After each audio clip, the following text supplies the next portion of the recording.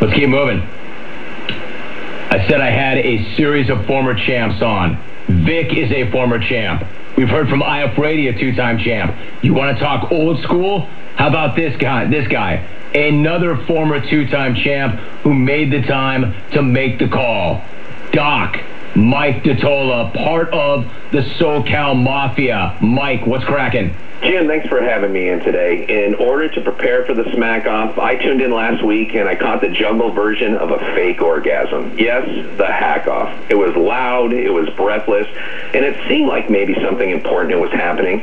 But in the end, I found myself falling asleep while Jolene was coughing something up. The other thing that left me unsatisfied was the fact that the Canadian star linebacker is still allowed to call the show.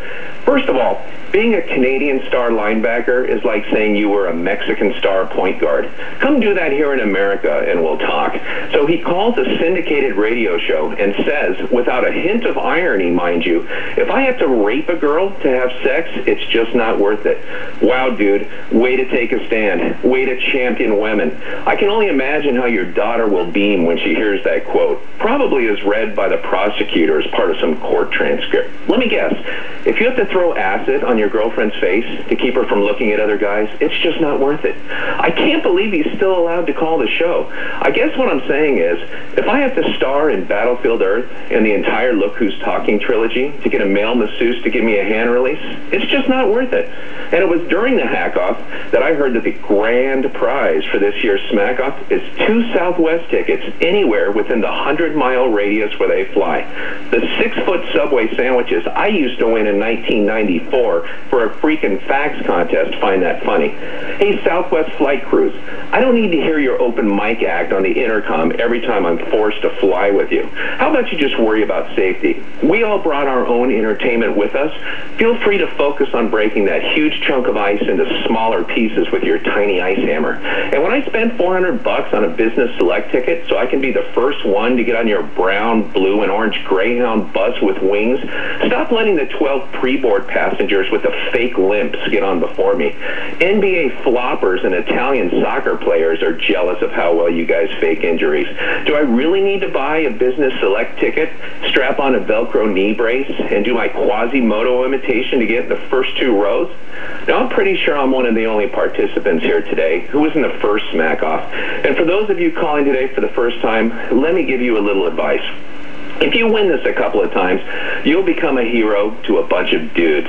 Take it from me, 15 years after the fact, do yourself a favor, call into Dr. Laura's show or Oprah's show instead. Listen to sports talk radio if you want, but only call into Dr. Laura or Oprah. Become a legend there, and you become a hero to millions of slightly damaged women, and it will pay much higher dividends than hanging around with Jungle Bros. Let me tell you about Jungle Bros. These are the guys who come into my dental office with no money, no pain threshold, and a severe nitrous oxide deficiency. These guys show up for an appointment, look me straight in the eye, and say, "Sorry, bro, I just had lunch and didn't get a chance to brush my teeth." And I always look them right back in the eye and I say, "It's all right, bro. I just dropped a deuce and didn't get a chance to wash my hands. Let's call it even." Lastly, Jim, I've had a lot of fun on this show over the years, taking a run at the clones, and I've even gone after some of the legends too, but today, I'm going after the most obnoxious of them all. There isn't much unanimous agreement in the jungle, but I'm pretty sure we can all agree on this one. I'm talking about the one guy who thinks he's above all of this.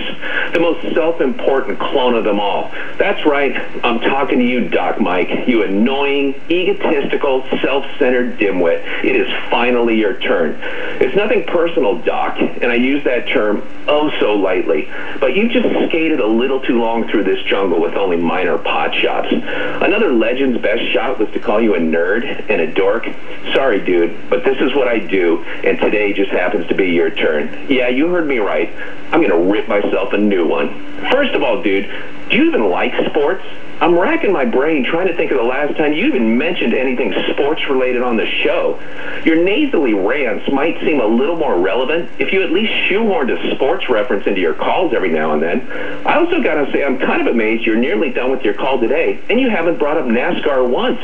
Hallie freaking Luya. Dude, we get it. You don't like NASCAR. You think the people who watch it aren't as good as you because they're not smug, self-satisfied professionals. Hey, you win, dude. You use bigger words than the people people who were forced to go to crappy public schools. Congratulations. And back away from Brad, dude. He's the real deal. Are you really so shallow that you base your opinions about somebody based just on their zip code? And I know personal appearances are not show fodder, but I'm going to ask Jim for a little latitude here.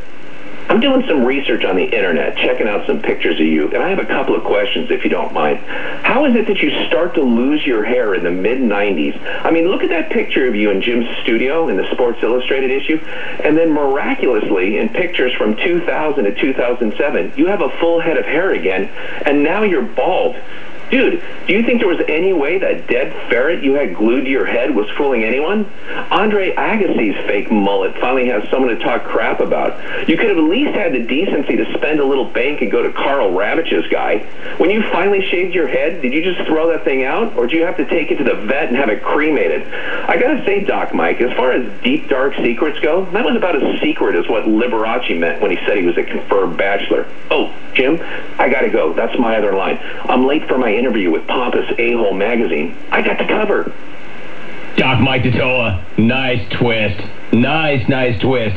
I said it earlier in this show. He was listening. Come with something different. Change up. That's your best chance to win. Man, another legendary call. He's won twice. Is that good enough to make it 3? How do you have this thing slotted? This is about as nasty a choice as we've ever had to make.